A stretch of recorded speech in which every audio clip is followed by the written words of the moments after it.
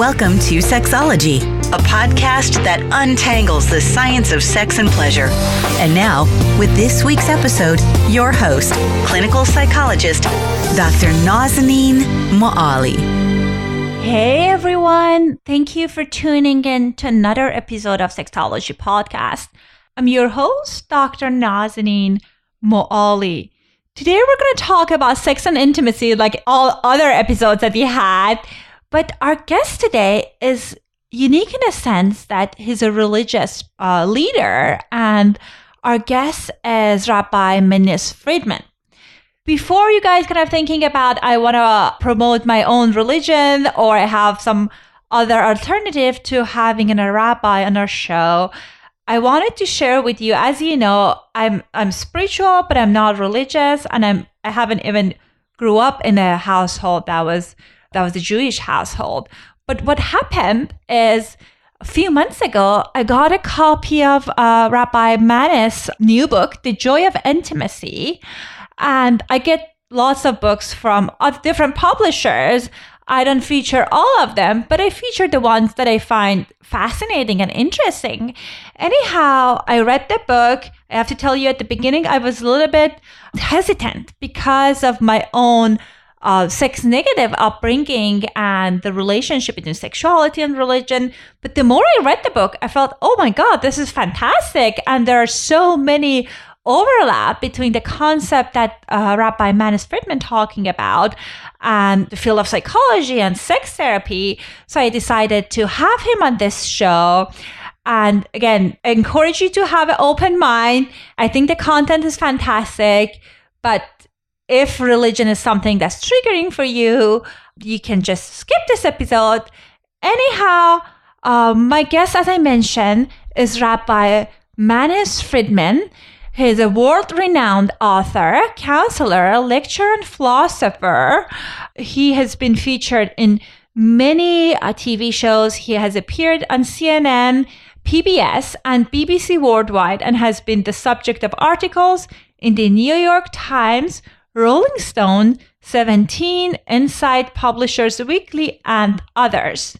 Without further ado, here's my conversation with Rabbi Manis Friedman.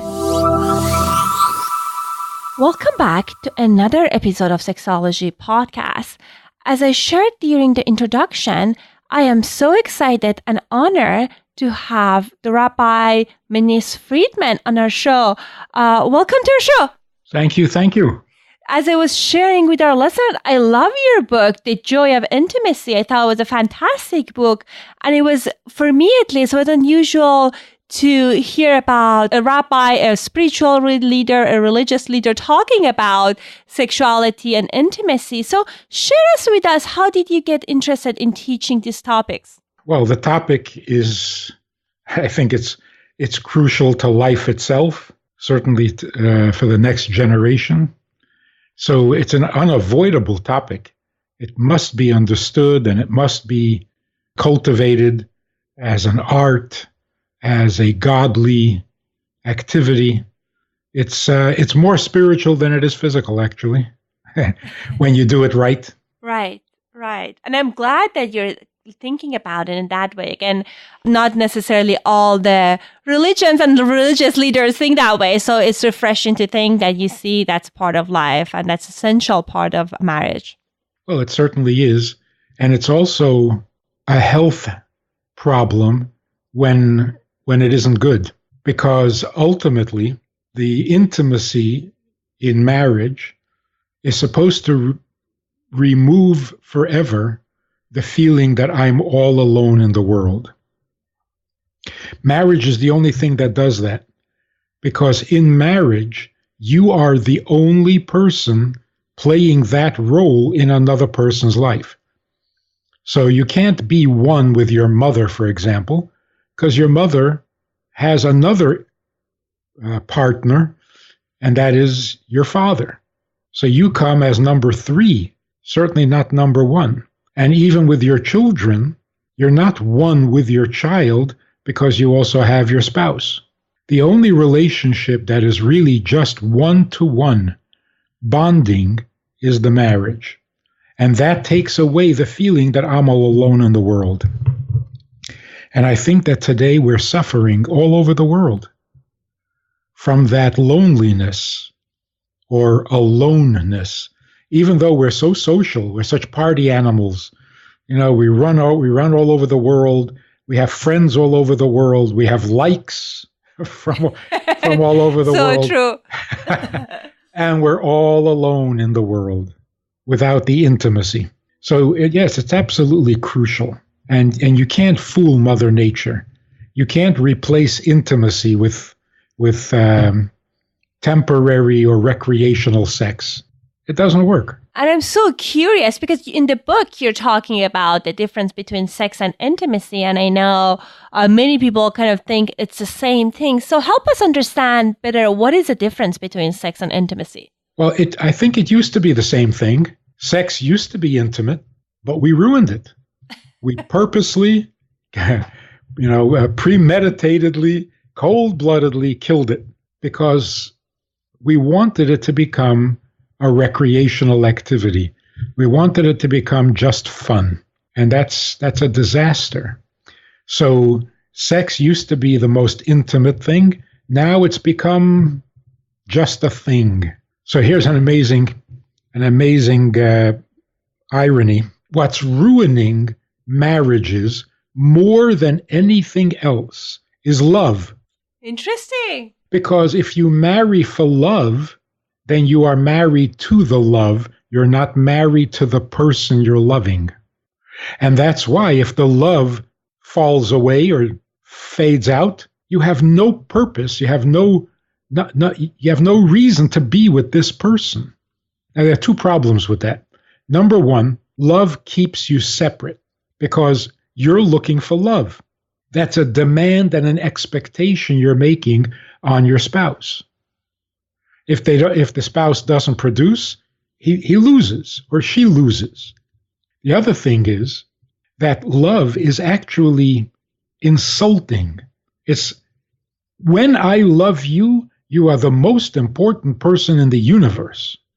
But when I stop loving you, you're garbage, you're nobody, you're useless. That is so arrogant. And it's so insulting. My love makes you important? How arrogant is that? It's terrible. So if you marry for love, then you are married to the love. Just like if you marry for money, you're married to the money. Love may be a little nicer, but money is more useful. It's so true. But I love that the view you have around love and like how in our society, we kind of cherish that, the marriage needs to be for love. And you're talking about that then when love fades away, people kind of feel that they lose respect or that the dynamic changes. And love was never meant to carry the weight of a relationship. As long as you have love, you're going to be happy. It's not true. Love can't carry. Love is a delicate, fragile thing. It is not a beast of burden. It can't carry a relationship. So, if someone is important in your life, you ought to love them. That's where love fits in. But the brother you hate is still more important than the dog you love. In other words, my feelings do not determine your value. That's so interesting. I love that. And I never thought about it through that lens. Yeah. And the same is true with intimacy. My experience does not determine whether something is intimate or not. So this issue that's going on in the news these days with the abuse of women in politics and in Hollywood and in business, in schools. It's a terrible thing, and it's finally being brought out. But first of all, what exactly is the problem, and what is the solution? Are we going to legislate new laws? Like men are not allowed to look a woman directly in the eye because it's too provocative? What's going to happen here? We're going to create two different universes. Men will no longer hire women. Women won't hire men. So some people say that the problem is the abuse of power. People are using power to take advantage of others, which of course is a problem. And it's always been, Power corrupts. It's an old story. And we have to learn how to handle that. Some people say the problem is that men don't have respect for women. And that's also a problem. A lack of respect, a lack of dignity in society in general. We don't have the proper respect for teachers. We don't have the proper respect for parents. We don't have the proper respect for elders. We've lost our respect gene. And so, yeah, we don't respect women either. But then men don't get any respect. That comedian, I don't get no respect. So nobody's getting too much respect, which is its own problem. I think the problem that we're seeing and hearing about is the lack of respect for intimacy. Oh, interesting. You ask these guys who are being accused of molesting women or abusing women, you ask them, don't you have any respect for women? And many of them, I'm sure, are very decent people, and they will sincerely say, of course I respect women. So then you say, well, then why did you do what you did? And their answer is going to be, what I did? It was nothing. What did I do? So I touched her, I joked with her, it was nothing. You see, we have no respect for the intimacy of it. And look at what we've done. We really have to take ourselves to account. No decent person in his right mind would publicly advocate disrespecting women. But for the last 80 years, we have publicly and shamelessly advocated not respecting intimacy. How do you see we have been advocating that? How do you see it like most portrayed as negatively or not necessarily as respectful as you're talking about? Well, I think it started back in the 60s with free love. It's free, right? That's the beginning. And then it went down from there. Nothing means anything unless your intentions are intimate. So holding hands, kissing, hugging, nudity, it means nothing. It means nothing unless you're excited. Right. So the movies and the television and the articles and the magazines and the pictures, it's nothing. It's nothing. It's just a thigh. It's just a body. It's just a touch. We have no respect for intimacy. A man and a woman alone in a room. Is that an intimacy? Yes, it is. But we're trying to fool Mother Nature. A man says, yeah, I was alone with this woman in the room. It was nothing. She's not my type. Because you didn't feel the intimacy doesn't change the fact. It was a very intimate moment and you missed it because you're so callous. So it wasn't intimacy. You're just dull. I love that. You have a wonderful sense of humor. So tell me, how do you define intimacy? Intimacy means a meeting of two people who have removed all things that come between them. And so they merge into one. Intimacy means no thing. Love is a thing. If you have mutual desire for love, then you will both be married to the love, not to each other. So here's a good way of putting it. A man said to me, I love everything about my wife, which sounds so nice, but his wife wants a divorce. So we got to figure out what's happening here. Right? He loves everything about his wife. So I ask him, do you love your wife? He says, I love everything about her.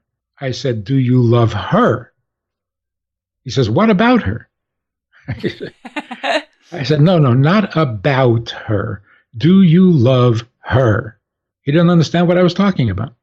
Without the things, he has no idea what she's doing in his life.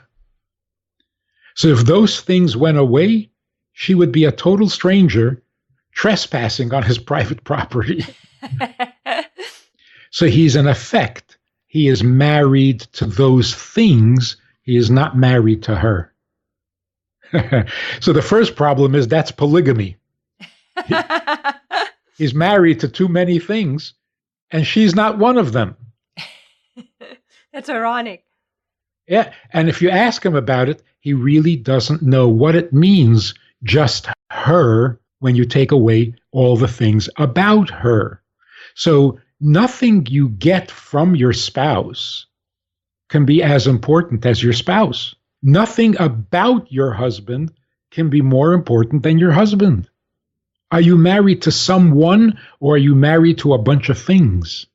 And if you're married to a bunch of things, your wife is going to feel alone in the world because she and you have never bonded. You're still two separate people. And as a sexologist, isn't it telling? A couple have been intimate, and afterwards the husband asks the wife, "So how was it?" That comes a lot in my practice. I hear it all the time. People are kind of thinking about their sex and intimacy act as an Olympic performance. That how did they do? So first of all, how was it? You brought an it into the bedroom? You don't ever bring its into a bedroom. You don't bring things into a bedroom. A bedroom is just for us, unless you're calling me a thing. Am I the it? And secondly, you're asking me how it was? You weren't there? Why does he have to ask? He does have to ask because he was in his own universe.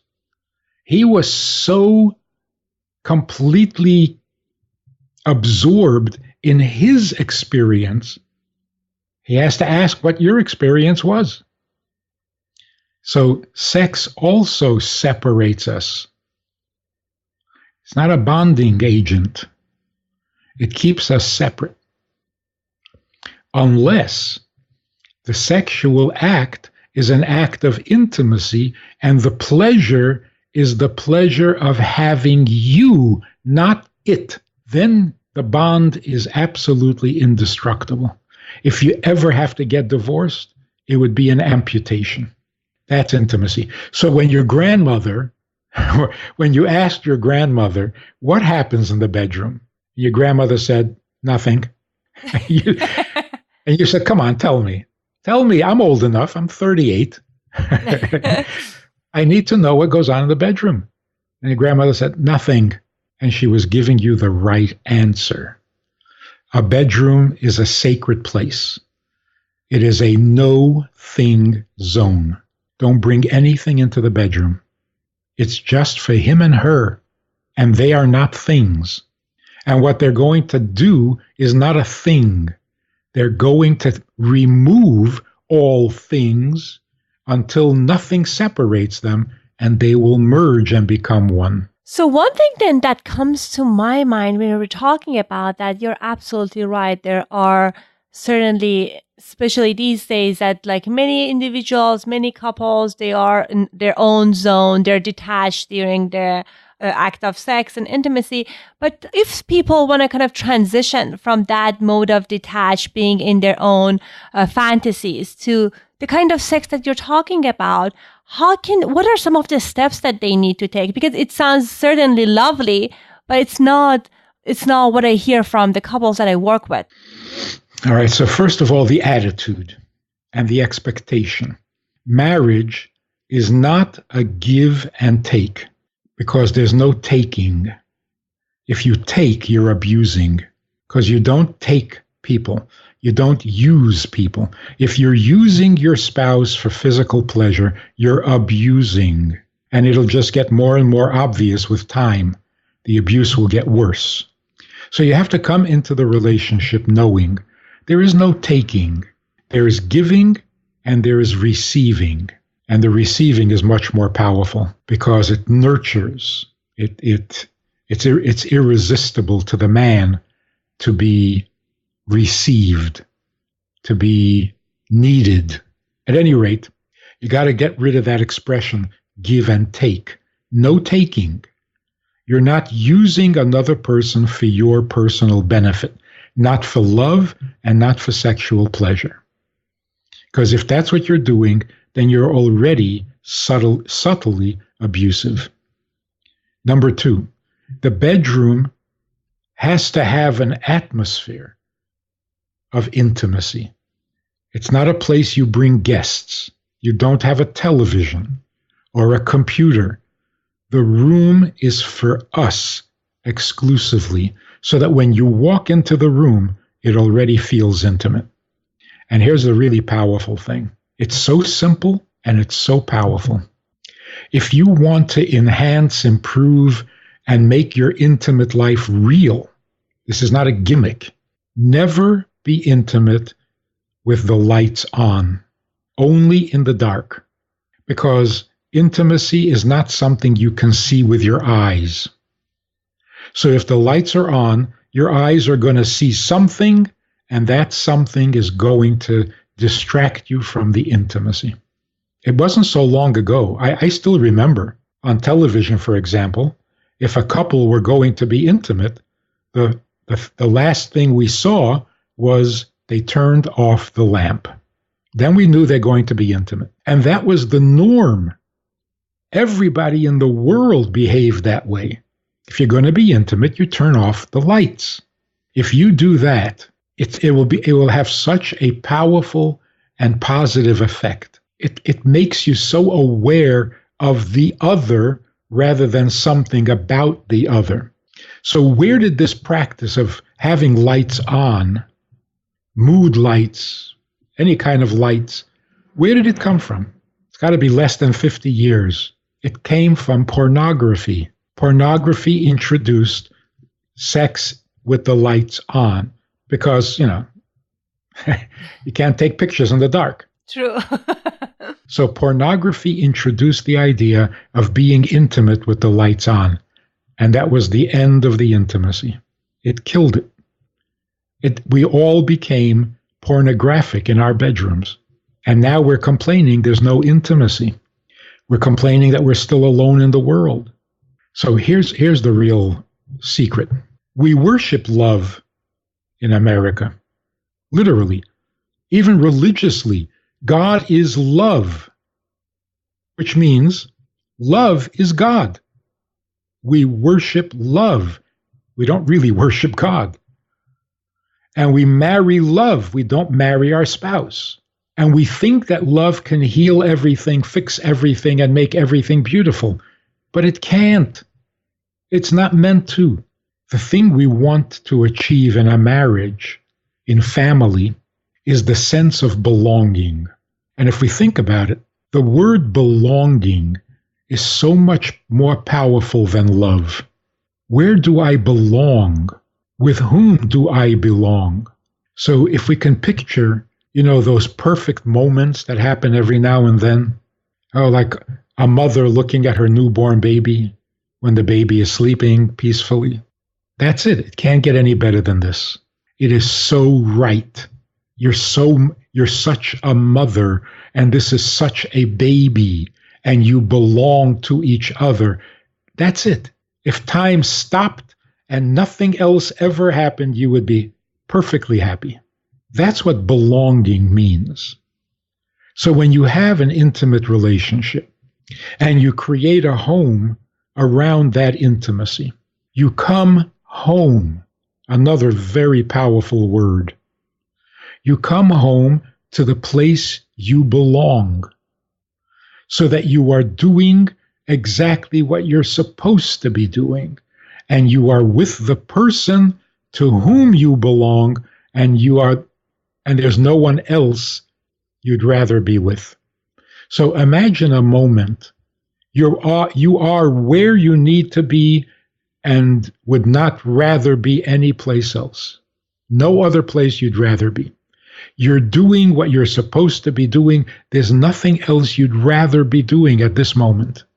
And you are with the person who you belong to, who belongs to you, and there's no one else you'd rather be with. When you have these three things, you're where you belong, doing what you're supposed to be doing with the person you're supposed to be with. That's heaven. Literally, that is the experience of heaven. So when people ask me, you really believe in heaven? I say, you mean you've never been there? That is so sad. You've never been to heaven? When you have that feeling of being home, you are in heaven. Not permanently. The problems are going to come back in a few minutes. But for that moment, you are in heaven. And if we can't achieve that, then we are alone in the world, and love does not fix it. So here's the irony of it. The thing that's destroying marriages is love and sex. Now, how strange is that? That's very interesting. So I guess the other thought that I have is, again, I really enjoy learning about this different perspective about marriage and intimacy, and it makes sense to me. But I'm thinking about couples in my practice that they say that so I love my partner, I have lots of respect for the partner, we've been together for few decades, and then again that I feel emotional intimacy is there, but sexually I'm no longer attracted to them. Physiologically I'm not able to get aroused. How do you make sense of that? Well, I think there's a technical problem. We work too hard. You come home, you're exhausted, you're depleted, you don't have energy. So people actually are not having sex. It is just an abandoned activity. Most couples will tell me if they have sex once a month, they're lucky. So, number one, there's depletion. They're simply exhausted emotionally. Their nerves, the tension, the pressures, too much. So it's not surprising. And it has nothing to do with whether you're married to the right person or not. You're just overworked, overextended. And number two, here's another shocker. Sleeping in the same bed. It's nasty. Because you come home and you get into bed and you just want to sleep. Well, thank you very much. I guess I'm really exciting. I'm right here and you want to sleep? I'm tired. Okay, I get the message. It's a terrible idea. Because when I was thinking about, the old television shows where they turned off the lamp, I was reminded that they also slept in separate beds. In fact, television was not allowed to show a couple in one bed. And it occurred to me that is such a brilliant idea, because if you want to be intimate, show a little initiative. I mean, at least get up and get out of your bed. Show a little interest. Don't just be intimate because you happen to be in the same bed anyway that you might as well. It's so deadening. It's so jading. We become so familiar with each other that it actually starts producing what familiarity breeds: contempt. It's too familiar. Give yourselves a little space. Make intimacy an important act. Give it back its respect.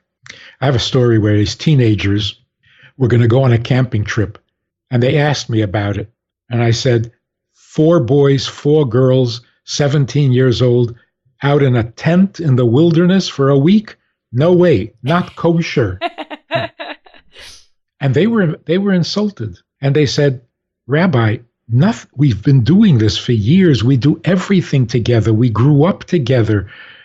Nothing ever happens. He says, last year, one of the sleeping bags got too close to the fire and it was destroyed. So we shared a sleeping bag. Nothing happened. I said, in that case, you don't need to speak to a rabbi. You need to see a therapist immediately. You shared a sleeping bag with a girl and nothing happened? And you're proud to say that? Too familiar. You're killing your healthy instincts. So sleeping in the same bed night after night without being intimate, it's deadly. Really. Show a little initiative. And I bet if they were sleeping in separate beds, they would miss each other. That might start a little intimacy going. So all I'm saying is we've grown too familiar. Sex is too casual. We've lost respect for the intimacy of it. And we're frankly, we're bored. We've had enough sex. We don't care anymore. And I've heard experts saying that it's been a mistake. We focused on getting maximum pleasure. How to get more pleasure out of your sex life. How to improve your sex life. 12 secrets to a better intimacy. 24 secrets. It just goes on and on and on. And the truth is, we don't need more pleasure. We don't. We have more pleasure than any generation before us within memory. We don't need more pleasure. We have chocolate. We don't need more pleasure. What we need is more closeness, and it's been neglected. And as far as the Torah is concerned, as far as the Bible goes, the purpose in marriage is to cleave to your wife and become one, not close. Closeness is with your neighbor. You need more than closeness. You need to become one inseparable unit so that you are never alone in the world, even when your spouse is on the other side of the ocean. We need to have that. You can't fool Mother Nature. Hooking up, a one-night stand, a boyfriend for a while, a girlfriend for a while. You're not fooling anybody, because what you really need is being neglected. And what you're having is junk sex and junk food. And that's why we're overweight and lonely. On that note, I notice we're toward the end of our time, Rabbi. Yeah. Your book is fantastic, and I can talk to you for hours. So tell us a little bit about the book. I know you have a book tour coming, and any other way that our listeners can get a hold of your materials. Okay, the reason I wrote the book, although I've been talking about the subject for 46 years, is because it got so bad that happily married couples will complain that they feel alone in the world. And that there's no excuse for that. If they didn't like each other, if they hated each other, if they were fighting with each other, I can understand. Men are from Mars, women are from Venus. What do you expect, right? But if they're happily married and in a quiet moment she feels all alone in the world, something very fundamental is missing here. And so I had to dig back into the tradition, into the divine instructions for marriage and for intimacy, to find out, what have we lost? What are we neglecting here? And I came up with this book. So the reaction to the book, pretty much like your reaction, is, it makes so much sense. Why didn't I think of this? Because intuitively, it feels right. So you can get the book at itsgoodtoknow.com, itsgoodtoknow.com, or joyofintimacy.com. You can also get it on Amazon. You can get it in Jewish bookstores. We're going to try to make it as readily available as possible. Excellent. And I leave a link to the show notes. So if our listeners would like to get access to the book and the website you mentioned, they can go to the show notes. Rabbi, thank you so much for your time. This was wonderful. Here's my final sales pitch. Friends, don't let friends get married without this book.